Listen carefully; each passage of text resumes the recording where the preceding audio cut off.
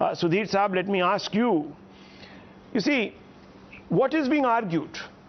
That please overturn the High Court judgment because in India, women have the right to choose. Now, Rupali's case comes out of nowhere, and look, there is also the case of the young minor Sadiq Pasha's daughter, where the father said, look, the hijab is more important than any other activity that you're going to undertake, even if it means going to school.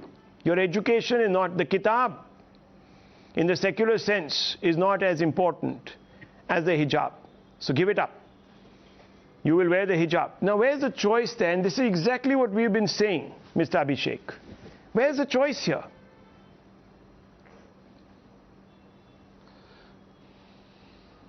Yeah, well, Mr. Shivshankar, you see, the repression of women is a social evil right from the west to the east. In America, in 2022, the Supreme Court of the United States, the world's oldest democracy, has ruled that abortion is no longer a constitutional right. We've all been seeing what's happening in Iran. So to an extent, there is a state-sponsored repression of women in the United States and Iran. Now, is there such a repression in India? Now, that's not the debate. What I would say to you is, I think Dr. Ranganathan used a very, very important phrase. He spoke of Gandhi and said the power to legislate.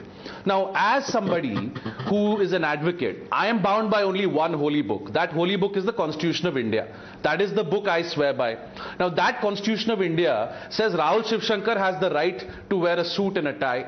That Constitution of India also says Abhishek Sudhir can wear a chicken kurta. It also says Anand Ranganathan can wear a dinner jacket. It says Gargi ji, who's on the panel, can wear a sari. Now, how am I going to legislate? Can I deny the people of one religion their right to wear religious symbols in public? I would have to deny everybody to wear religious symbols or display religious symbols in public. As far as the school issue is concerned, it's far more narrow, because you can say you ban all religious symbols in schools, like they do in France. But even that exactly, as we've seen, is difficult to implement, because there was a Sardar who said his daughter wanted to cover her head, and he said, that's part of my religion. So we're in a minefield here. Certainly there is a social evil at play here.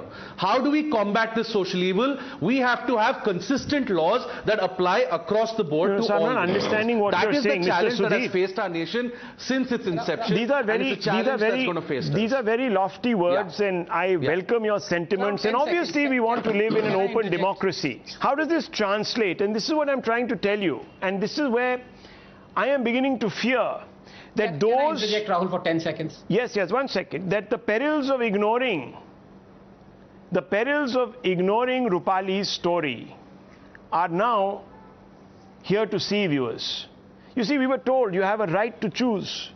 But if, as Mr. Sudhir and others say, that wearing the burqa or what have you is part and parcel, and they are arguing this in the Supreme Court, viewers, the religious practice is essential religious practice of Islam, then you have no choice, because that's what's going to happen. If you don't follow, you're gone.